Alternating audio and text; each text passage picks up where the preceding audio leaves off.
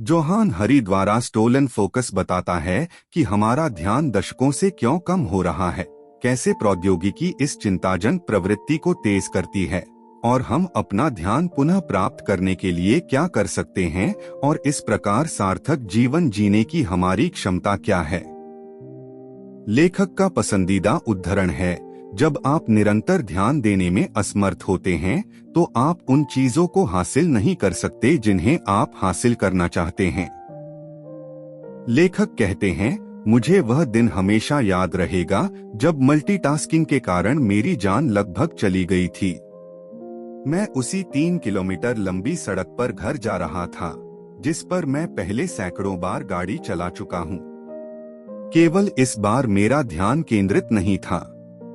मैं अपने आईपॉड के साथ हाथ पैर चला रहा था और अचानक मुझे महसूस हुआ कि मेरा दाहिना अगला टायर कंपन कर रहा है। जैसे ही टायर कंधे से टकराया और कुछ ही सेकंड में मैंने सहजता से स्टीयरिंग व्हील को बाईं ओर खींच लिया और कार फिसलने लगी।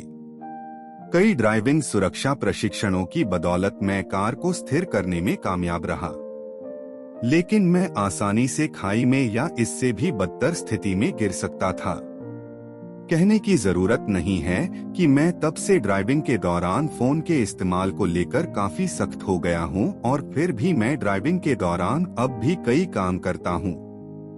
जोहान हरी ने अपनी पुस्तक में इस तथ्य जैसे पैटर्न की व्याख्या की है कि सभी युवाओं में से आधे लोग गाड़ी चलाते समय टेक्स्ट कर रहे हैं।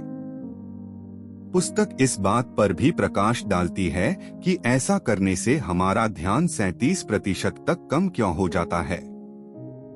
निःसंदेह हरि कुछ समाधान भी प्रदान करते हैं। यहाँ हमारे सामूहिक ध्यान संकट के बारे में 3 सबक हैं और आप अपने कुछ चुराए गए फोकस को वापस पाने के लिए क्या कर सकते हैं। 1. हमारा घटता ध्यान इंटरनेट से पहले का है, लेकिन उनकी गिरावट खतरनाक दर से तेज हो रही है। 2.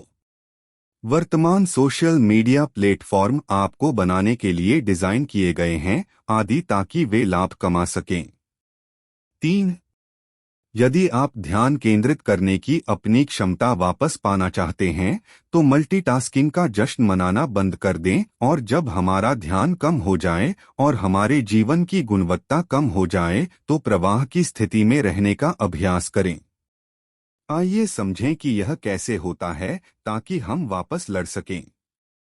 सबक 1. इंटरनेट ही एकमात्र ऐसी चीज नहीं है जो हमारे फोकस को खत्म कर रही है, बल्कि यह और भी तेजी से घट रही है और यह एक समस्या है। ध्यान केंद्रित करने की उनकी क्षमता से व्यक्तिगत असंतोष के कारण डेनिश प्रोफेसर सुने लेमैन ने ध्यान के बारे में एक अध्ययन किया। उन्होंने निष्कर्ष निकाला कि इंटरनेट से पहले भी पिछले 200 वर्षों में लोकप्रिय पुस्तकों के उत्थान और पतन से संकेत मिलता है कि रुझान चक्र छोटे होते जा रहे हैं। इंटरनेट इस समस्या को और बढ़ा देता है। 2013 और 2016 के बीच ट्विटर पर विषयों के ट्रेंड होने की औसत अवधि 30% से अधिक घटकर 17 घंटे से घटकर 11 घंटे से अधिक हो गई है। इसका कारण वह बढ़ती हुई दर है जिस पर हम पत्रों से लेकर रेडियो, टेलीफोन और लाइव टीवी तक सूचना फैला सकते हैं। जैसा कि रॉबर्ट कोलविल कहते हैं, इंटरनेट इस महान त्वरण के हिमशैल का सिरा मात्र है। यह समस्या के केंद्र में है, जहां हम 80 के दशक में हर दिन लगभग 40 समाचार पत्रों के बराबर उपभोग करते थे। यह 2004 में लगभग 174 समाचार पत्र थे और यह अब और भी बहुत कुछ होने वाला है। जितनी तेजी से हम जानकारी फैला सकते हैं, उतनी ही अधिक जानकारी हम वितरित करते हैं और हम में से प्रत्येक पर उतनी ही अधिक वर्षा होती है। किसी भी दिन ट्विटर पर नवीनतम गर्म विषय के विपरीत यह चलन जल्द ही दूर नहीं होने वाला है और हमारा दिमाग इससे निपटने के लिए पर्याप्त तेजी से विकसित नहीं हो रहा है। अगर आपको यह वीडियो अच्छा लगा हो तो लाइक करें, सब्सक्राइब करें और अपने दोस्तों के साथ शेयर करें। दूसरा अध्याय। आज के अधिकांश बड़े सोशल मीडिया प्लेटफॉर्म जानबूझकर आपका ध्यान आकर्षित करते हैं ताकि वे पैसा कमा सकें। हमारे यहाँ एक कहावत है कि जीवन में एकमात्र चीज जो मुफ्त है वह मृत्यु है, और इसके लिए भी आपको अपने जीवन से भुगतान करना होगा। इसका मतलब है कि हर चीज की एक कीमत होती है, भले ही कीमत छिपी हुई हो। सबसे पहले सोशल मीडिया एक बेहतरीन उदाहरण है। हम फेसबुक, इंस्टाग्राम या टिकटॉक जैसी सेवाओं का उपयोग करने के लिए नकद भुगतान नहीं करते हैं, लेकिन उस शब्द उपयोग में पहले से ही उनकी असली कीमत निहित है। हमारा समय और ध्यान असीमित रूप से स्क्रॉल करने से मस्तिष्क के उन बटनों को फीड होता है जो लाइक, शेयर और टिप्पणियों के माध्यम से एक टैप पर डोपामाइन जारी करते हैं, और एल्गोरिदम आपको उपयोग जारी रखने के लिए अपमानजनक कहानियां खिलाते हैं। यह सब आपको जानबूझकर सिलिकॉन वैली के दिग्गजों का आदी बनाने के लिए डिजाइन किया गया है। आपका समय उनका पैसा है और वे आपको व्यस्त रखने के लिए हर संभव कोशिश कर रहे हैं, भले ही यह आपके समय प्रबंधन की भलाई और फोकस के लिए हानिकारक हो। 2020 में वॉल स्ट्रीट जर्नल ने एक ऐसी कहानी भी प्रकाशित की थी जिसमें दिखाया गया था कि फेसबुक को अच्छी तरह से पता था कि वह क्या कर रहा है। एक आंतरिक प्रस्तुति के हवाले से उन्होंने दिखाया कि उनके एल्गोरिदम मानव मस्तिष्क के विभाजन के आकर्षण का फायदा उठाते हैं, क्योंकि यह बहुत लाभदायक है। हालांकि उन्होंने कुछ भी बदलने के लिए बहुत कम किया है। इसलिए यह हम पर निर्भर है कि जो हमारा है उसे वापस लें। पाठ 3। अपना ध्यान फिर से हासिल करने के लिए पहला कदम मल्टीटास्किंग का जश्न मनाना बंद करना है और अधिक जानकारी के प्रवाह की स्थिति का अभ्यास करना शुरू करना है। जितना हम नशे की लत वाली तकनीक को संभाल सकते हैं, और एक संपूर्ण उद्योग आपको यथासंभव लंबे समय तक स्क्रॉल करने के लिए प्रोत्साहित करता है।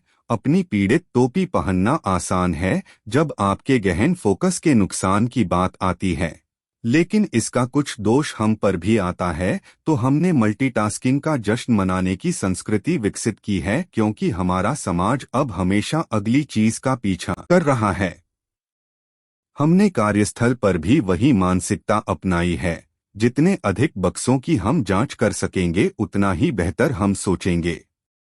अंततः हम केवल प्रदर्शनात्मक मल्टीटास्किंग ही करते रह जाते हैं। हम वास्तव में कुछ सार्थक बनाने की तुलना में व्यस्त दिखने और महसूस करने में अधिक चिंतित हैं। निःसंदेह मल्टीटास्किंग एक मिथक है। यह शब्द एकाधिक प्रोसेसर वाले कंप्यूटरों के लिए आरक्षित है, न कि केवल एक मस्तिष्क वाले मनुष्यों के लिए। तो आप क्या कर सकते हैं? मल्टीटास्किंग को अस्वीकार कर दें। सुस्त ईमेल और पावर पॉइंट के बीच इधर उधर घूमने के लिए अपने सहकर्मियों को मनाना बंद कर दें। अपनी सूचनाओं को समायोजित करके सीमाएं निर्धारित करें और एकल कार्य का लक्ष्य रखें। इसका अभ्यास करने का एक अच्छा तरीका शोधकर्ता मिहाई चीक द्वारा भेजे गए प्रवाह की स्थिति में आना है। मिहाई ने वर्णन किया है कि किसी कार्य में खुद को खो दें और समय का ध्यान न रखें, और इस तरह आप जानते हैं कि आप प्रवाह में हैं, और कोई भी चुनौती जो बहुत कठिन नहीं है लेकिन बहुत उबाऊ भी नहीं है और आंतरिक रूप से फायदेमंद लगती है, उसे ट्रिगर कर सकती है। छोटा शुरू करो। मल्टीटास्किंग पर ब्रेक लगाएं। सोशल मीडिया पर कम से कम काम करें और खुद को याद दिलाएं कि सब कुछ नहीं जानना ठीक है। प्रवाह में आने के लिए कुछ समय निकालें और आपकी ध्यान केंद्रित करने की शक्ति कुछ ही समय में वापस आ जाएगी। अगर आपको यह वीडियो अच्छा लगा हो तो लाइक करें, सब्सक्राइब करें और अपने दोस्तों के साथ शेयर करें।